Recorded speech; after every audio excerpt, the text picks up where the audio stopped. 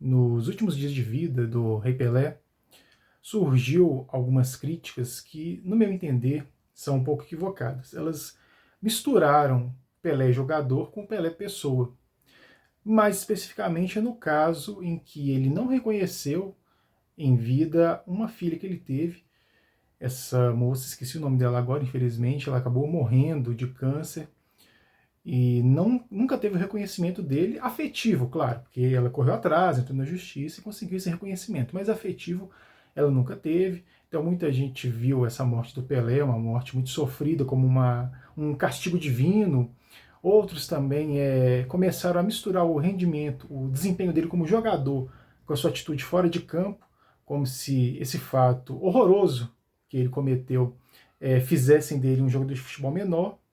No meu entender, ele é o maior jogador de todos os tempos, nem vou discutir isso aqui, não é a intenção do vídeo falar muito do Pelé, mas é muito importante destacar que não só o Pelé, mas grandes figuras, seja da música, da literatura, elas produziram obras maravilhosas, mas foram pessoas deploráveis.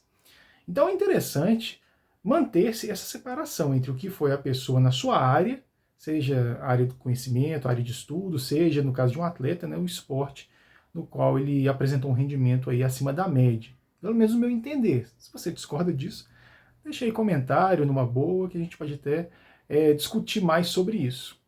Então, pegando esse gancho de pessoas que arrebentaram na sua área, mas que na vida pessoal, no dia a dia, foram pessoas terríveis, eu queria falar hoje do Gilmar dos Santos Neves, que inclusive foi companheiro do Pelé por 9 anos, não, na verdade por mais de 10 anos lá no Santos.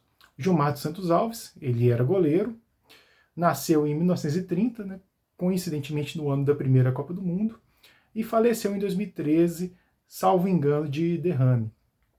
Bom, o Gilmar dos Santos Neves, na minha opinião, humilde, também quem discordar pode deixar aí nos comentários, ele é o maior goleiro da história do futebol brasileiro e seguramente está na lista dos 10 maiores goleiros da história do futebol. Por quê? Teve uma carreira bem longa, foram, se não me engano, 18 anos atuando, foi de 1951 até 1969, e ganhou todos os títulos que um atleta pode ganhar, com exceção da medalha de ouro em Olimpíadas. Título esse, inclusive, que nem Pelé e Maradona têm. Porque na época havia uma regra do Comitê Olímpico em que jogadores profissionais não poderiam disputar as Olimpíadas. Então, infelizmente, grandes craques do futebol mundial não faturaram o ouro olímpico. E entre eles está o Gilmar dos Santos Neves. Então, fora isso, o Gilmar foi campeão brasileiro, se não me engano, 6 vezes, ganhou 2 Libertadores, 2 Mundiais Interclubes, ganhou também 2 Recopas, era um torneio internacional que existia dos anos 60, que era um torneio oficial, inclusive, não era torneio caça-níquel não, além de um sem número de torneios caça-níqueis, que naquela época rendiam muito dinheiro para o Santos, por causa dos seus craques. E também ganhou um sem número de campeonatos paulistas, com destaque para o Campeonato Paulista de 54, que ele ganhou jogando pelo Corinthians. Tá? Ele jogou durante quase 10 anos no Corinthians e depois se transferiu para o Santos. E esse estadual de 54 ele é muito importante porque é o estadual do quarto centenário. Em 1954, a cidade de São Paulo completou 400 anos, então foram muitas festas. Inclusive, até tem um fato interessante, que... Não, perdão, eu já ia fazer confusão. Um outro acontecimento, eu ia falar que foi em 54. Então, ignore essa parte do vídeo. Mas enfim, foi uma data muito importante para a cidade de São Paulo, para o estado de São Paulo e para o Brasil como um todo, já que São Paulo é a cidade economicamente mais importante do país. Então esse campeonato estadual de 54 ele também tem um destaque na longa história do Campeonato Paulista. E ele venceu defendendo o Corinthians. O Gilmar, ele ganhou também 2 Copas do Mundo. Ele era o goleiro titular da seleção brasileira na Copa do Mundo de 58, na Suécia, e também na Copa de 62, no Chile. Ele disputou a Copa de 66, mas foi aquela campanha horrorosa que o Brasil foi eliminado na primeira fase. Após ele parar de jogar, ele se tornou dono de concessionários de automóveis, da Chevrolet. Até aí tudo bem, né? Inclusive uma vida vitoriosa dentro e fora de campo, mas há um pequeno, na verdade nem pequeno um gigantesco problema nisso aí. Quando ele virou dono de concessionária, ele estreitou de forma muito e lamentavelmente profunda os laços com os militares. O Brasil vivia uma ditadura militar violentíssima, E o Gilmar se beneficiou desses laços que ele manteve com os militares. Ele frequentava o centro de tortura do DOI-CODE, na Rua Tutó, em São Paulo, e ele fazia a legalização de carros que eram tomados dos presos políticos. Então esses presos políticos eram levados para lá, torturados, muitos eram assassinados, ele estava lá presente o tempo inteiro, ele inclusive via cenas, se ele participava de torturas aí não sabemos, né? Precisariam de aparecer outros depoimentos aí, mas enfim, ele via aquilo tudo acontecer, e como se isso tudo por si só não bastasse, ele legalizava carros que eram tomados desses militantes. Então, muitos desses militantes que eram presos, eles tinham automóvel, ou então a organização política da qual eles faziam parte tinha automóvel. Então, quando esses militantes eles eram presos, esses bens eram tomados, e o Gilmar, por ter, né, bons contatos entre os militares, ele regularizava esses carros que estavam sendo roubados, muitas vezes, de militantes políticos, né, já que muitos deles, inclusive, não tinham culpa nenhuma, então tinham pouco envolvimento. E nós sabemos que em alguns casos, né, quando a pessoa comete um crime, o bem pode ser, né, apreendido até mesmo para se recuperar o que tiver sido, né, de alguma forma lesado por essa pessoa que foi presa. Mas não era o caso. Eram pessoas com pouco ou nenhum envolvimento na guerrilha, ou mesmo os que tinham envolvimento.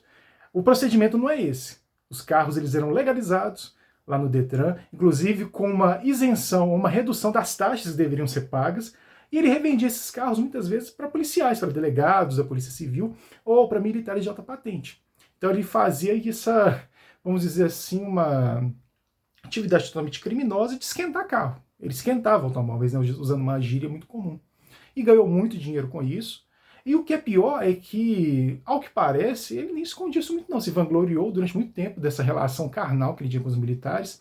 Isso veio à tona durante as investigações da Comissão da Verdade que ocorreram lá em São Paulo. Um deputado estadual, se não me engano o nome dele era Adriano Diogo, ele revelou que via o Gilmar lá no DOI-CODE e que sabia dessa atuação do Gilmar esquentando carros que eram roubados dos presos, para depois serem vendidos aí para policiais, e com total apoio e anuência do governo estadual e do governo federal. Inclusive, como eu disse, ele sequer pagava impostos desses carros que ele legalizava.